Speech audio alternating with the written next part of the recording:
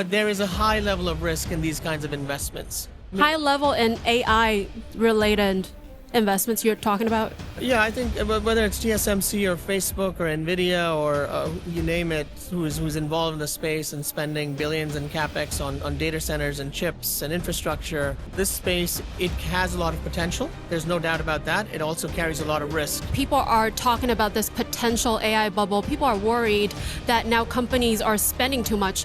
Earlier it was, oh, it's great that tech companies are spending. That means, they must be making a lot of money and it's good that they're investing. Now, the sentiment kind of shifted a little bit. They're like, whoa, they're spending too much now. I've had a 25 plus year history of work experience in the financial markets. I actually went through the first dot-com boom and bust. I saw how much companies were spending on capex back in the late 90s into early 2000s, which led to the first dot-com boom and bust. Mm-hmm. So markets always go through cycles. There's always a bit of a risk of overspending, overhype. I'm super happy to be joined by Chetan from Franklin Templeton. He is the Senior VP, and we are really excited to talk to you because you guys have been around for over 7 decades. That's correct, 77 to be precise. 77, yes. And just for me to understand your world a little better, what type of decisions do you make every single day? I love that question. I like to think of myself as I try to allocate my time most efficiently. So that every decision is on where can I add the most value to business development and partnerships with a firm in the area of digital assets for Asia Pac. What does that mean? So partnerships as in you reach out or they reach out to you and you negotiate deals. How, visualize that. Yeah, so basically what do I do, which is a question I get asked at the dinner table by my kids as well. So in this world, rather than throwing a lot of buzzwords out there on tokenization and digital assets, my main role is to focus on how do I get more scale and more adoption of the products that we've built. And to do that, I have to do a lot of outreach with whether it is DeFi institutions like Web3 platforms, virtual asset trading platforms, neobanks, or traditional institutions like banks, brokers. That's what I'm trying to spread the word on what we have, what tokenization means. And actually a lot of it is on education and awareness, to be quite honest. Let's say you meet my mom. She does not understand what tokenization means. And what are you tokenizing?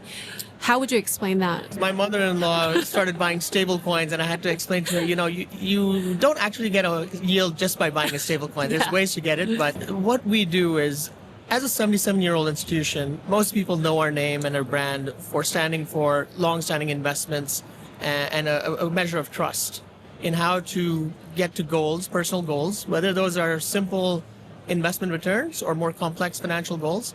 We provide you the instruments, the mutual funds or other products to get there. Now, tokenization can be looked at, or rather blockchain can be looked at in 2 ways. One is the infrastructure layer. So if your mother was asking me, so what does that mean? I would say, look, the old ways of investing have been you go to a bank, you fill out a paper form, maybe you do it digitally. She probably is savvy enough to do it through her mobile, but she's transacting on old rails. Mm-hmm. The new rails are more decentralized, they're fast, efficient, they're on-chain. And what tokenization means is it gives you some benefits that you wouldn't normally see through the traditional ways of doing things. So think of tokenization as 1, an infrastructure layer, and 2, there's obviously digital assets and where you can invest in crypto. That's the investment layer. People are talking about this potential AI bubble. People are worried that now companies are spending too much. Earlier it was, oh, it's great that tech companies are spending. That means, they must be making a lot of money and it's good that they're investing. Now, the sentiment kind of shifted a little bit. They're like, whoa, they're spending too much now. Yeah. How do I how do I interpret this? So I think your question is addressing specifically around CapEx spending around the AI aspect, right? Mm-hmm. Which is a bit different than the area I focus on, but I think I can address the question in sort of more general terms. Look, I've had a 25 plus year history of work experience in the financial markets. I actually went through the first dot-com boom and bust. I saw how much companies were spending on capex back in the late 90s into early 2000s, which led to the first dot-com boom and bust. Mm-hmm. So markets always go through cycles. There's always a bit of a risk of overspending, overhype. And, what actually materializes a few years later, investors will have to just be patient and see. But there is a high level of risk in these kinds of investments. So, interesting. Yeah. High level in AI related investments you're talking about? Yeah, I think whether it's TSMC or Facebook or NVIDIA or you name it, who's involved in the space and spending billions in capex on data centers and chips and infrastructure, this space is, it has a lot of potential. There's no doubt about that. It also carries a lot of risk. Again, I'm not on the investment side, and nor do I proclaim to have any insight as to which stocks or things to buy in this space. But from his experience, you have to sort of take the volatility in stride, because that's kind of the game you're really playing. It's a high risk, high volatile, potentially high outcome game for investors. Well, in your opinion, what would be a safer bet? Or what is the big trend that you are looking at? Web 1.0, which was started during the early .com booms, was very static web pages. It was one-to-one interaction being fed. Web 2.0 became a lot more dynamic. It was about e-commerce, it was about videos, it was about, YouTube, Netflix, sharing, etc. Web 3 was taking that same layer and decentralizing it such that the chains or the protocols that all these services operate on, people could own a piece of the economic value that those chains create. So there again, I'm going to go back to the two pillars I spoke about. One is the investment layer, where you can invest in these protocols. You can be a owner of the economics of those chains. And two is the infrastructure benefits that tokenization can bring to industries like us, like the asset and wealth management industry, where we're creating products, financial products for investors to use that are more efficient, faster, a better experience, and overall carry better benefits and an evolution of how they've traditionally been taking on financial products. Do you think in a couple of years, people will just see blockchain as, type kind of ledger, asset ledgers, instead of something that's, memeified and exciting? Mm-hmm. It's more like an infra now. That's exactly right. Part of it is exactly infrastructure. It is a decentralized ledger. That's the beauty of it. And these protocols or chains allow you to share in the economics of that infrastructure. Now, specifically with asset and wealth management, the benefit is, again, cheaper, better, faster. Can we feel it as, investors? To you can see the back end, or you can, the data, right? Yeah. But do users actually feel the speed, or do they really feel that it's cheaper? 好消息跟你分享 ，Bitget 交易所呢，它推出的 Bitget Card 超级扯，最高20% 的现金回馈，马上就可以绑定 Apple Pay、Google Pay， 直接消费加密资产，不用开卡费，不用年费。下面资讯栏连结加入 Bitget 之后呢，下载 Bitget 的 App 到手机上面，登入之后找到 Bitget 信用卡，给它按进去，申请超快哦，马上就可以得到在全球180个国家消费加密货币的超强能力。Because you have a lot of crypto natives understand this in and out. They know how blockchain works. That's why they're investing in the native tokens. But a lot of the wider world doesn't understand how crypto works. So there's a bit of education awareness. The question, though, is, do they really need to understand? You don't really need to understand how a mutual fund works, right? You just care about, as an investor, generally, you want the return, you want to understand the risk, and you want to get in and out. Liquidity, performance, and active management. Potentially even passive management if you just want exposure to the markets. So the key thing for investors to think about in this space is it is cheaper. It can be much cheaper because the infrastructure that we've built around mutual funds lowers some of the costs associated with how mutual funds work. And again, you don't need to get into nitty-gritty of, transfer agent or shareholder services. I've never had any investor come up and ask, hey, what are your shareholder servicing fees? I don't think they even know that. Yeah. But that's not the point. They don't need to know that necessarily.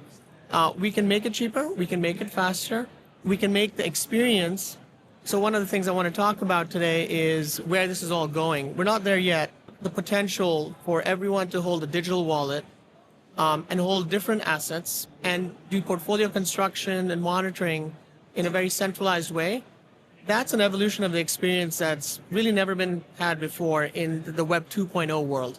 So we do see the experiential benefits of blockchain as being a potential benefit that investors will understand as to how they move money, how they manage their assets and liabilities, and how they can do it seamlessly through a centralized wallet. Would you say that tokenization, the term, is only been discussed within the industry? Retail investors or people that are actually buying these products, they don't ask about it, or because, like you said, they don't have to understand it. Correct. Right? I think a lot of and you got to keep in mind, this is still an evolving industry. It is a very nascent industry. While crypto has been around for a decade, tokenization projects and launches have been a little bit more recent in the last few years. So what was earlier on an experimentation and development of proof of concepts are now turning into larger scale projects. Now you got to get retail involved because bulk of the assets do sit with the retail. Actually, there's another benefit for retail. For example, if you could only invest in a money mutual fund for $5,000 or $1,000 US, today we can get it to you as low as $20. So it expands the whole possibilities with financial inclusion, more greater participation in the markets, and in markets around the world. So I do think investors may not necessarily understand all the technology behind it, but they can certainly benefit from it. What type of blockchains are suitable in this tokenization world? Is it, how fast they are? Is it, what are you looking at?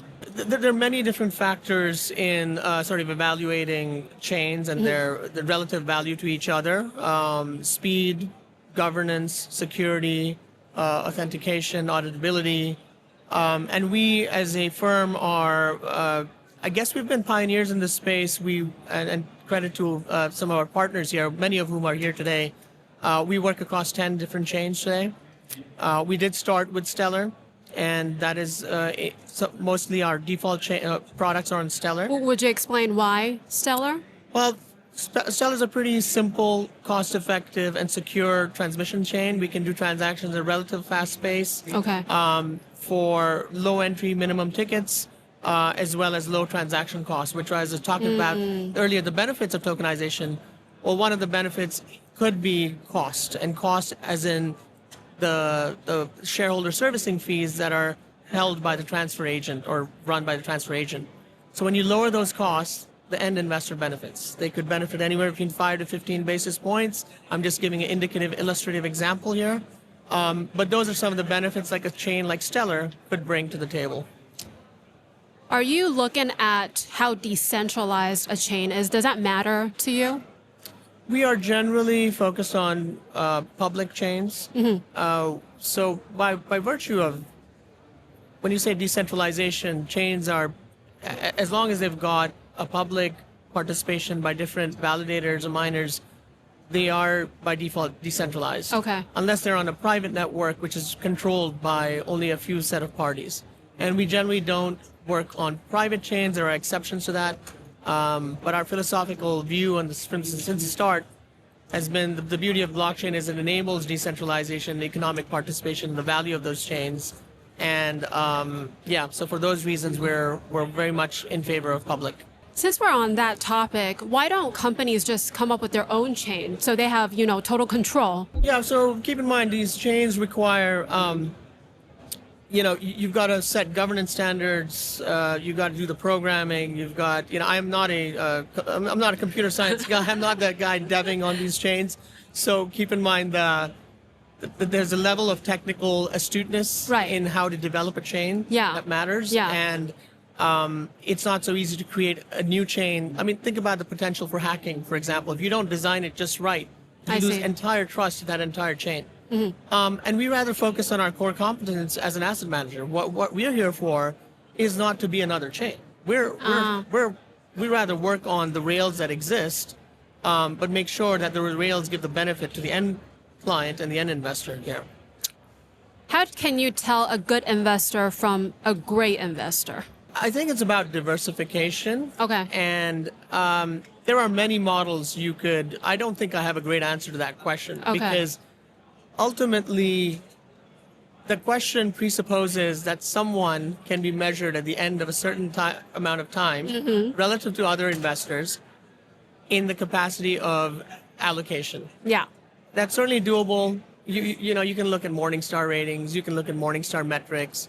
You can pick the top quartile funds based on the balanced funds that have diversified asset allocation and say, this fund did great over 20 years. It must be the best capital allocator out there. You know, AI, it's so different from how we used to grow up. Right. What are some, advice you could give really young kids or young people nowadays? What type of, core ability or core skills should they develop in this, very ever-changing world? Right. Yeah. No, that's a great question. As I'm preparing for my daughter's entry into 9th grade, and she's doing her course selections, and I keep thinking about, well, you got to do math and physics and chemistry and biology because, these are and obviously computer science. But I take a step back. I mean, joking aside, I think you do need to have some technical astuteness. Okay. You do need to be quantitatively and technically, you don't have to be great at every single subject out there, but pick one or two science or math related subjects, whether that's, math or computer science or physics, whatever. And then combine that with a bit of human EQ and IQ and understanding how to deal with people. Mm-hmm. I think one of the biggest risks I see for this generation is the lack of, I have to say, every time I see a kid on a phone, it makes me, I believe like what Australia and Spain and Mexico and other countries are doing is great because you got to get them off the phone. You got to get them more attuned with how to interact with each other. Mm-hmm. And I believe that still that human interaction combined with technical astuteness is going to be the differentiator for individuals to succeed in life. Off camera, I was talking to a gentleman. He's interviewing a lot of young people that wants to join his company, and they don't really have the people skills anymore. And I think that kind of echoes to what you're saying, right? Yeah, absolutely. And just how to relate to people, how to understand what their concerns are, have an EQ, like, right. I sense something's bothering you. How could I maybe address what we could do together to help you, for example? That's just a basic example. That sounds like something so easy, but yeah, you're right. Take it for granted. Right, right. And it's hard to teach a kid who's going to be on the phone every time, who maybe turns away from how the world really works. So maybe in the world of AI, the real core skills people should really focus on is the things that AI cannot do, like love or understanding or, empathy. Oh, empathy. Yes. I think there was a great video from Jensen Huang as well, who was asked a sort of similar question. So yeah. I'm sort of borrowing and paraphrasing it. I'll attribute it to him, really. But he said, it's not just about technical smarts. It's about having some degree of technical astuteness, but also complementing that with human empathy, human interaction, and knowing how to deal with people and problems and resilience, really. Well, after talking to you, I definitely have gained a lot of new insights into this industry. And also, well, we'll see in 20 years, right? If I'm right or wrong, I don't know. I think you're right. Because right now, a lot of, young people are asking AI how to answer questions that are being asked by AI. For example, if we're talking to each other online and I'm not really sure what you mean, I ask my AI to reply to you, and you probably do the same. Right. So I have to totally admit, feel I haven't you. used it yet, but I've seen some of that being used. But yes. Yeah. Well, thank you so much for spending this time, and it's so great talking to you. Oh, thank you, Bonnie. A pleasure to be on the channel. Thank you. 你知道吗？可以多多善用我们资讯栏官方 Line@ 的资源，因为里面有专人1对1回答币圈相关的问题，而且还有新手专属的7日陪跑课程，教会你所有币圈的基本功。官方的 Line@ 点进去，7日新手陪跑课程，填写课程的申请表单，限时报名当中。另外呢，我们也配合打击诈骗的这个反诈咨询。如果你或者是身边的人可能疑似遇到诈骗啊，这里就会有专人帮你判断，协助你通报警察。当然啦，群里呢也有很多的福利可以领取，详细资讯呢都在资讯栏，好好利用。我们在币圈继续努力，下一次见，拜拜。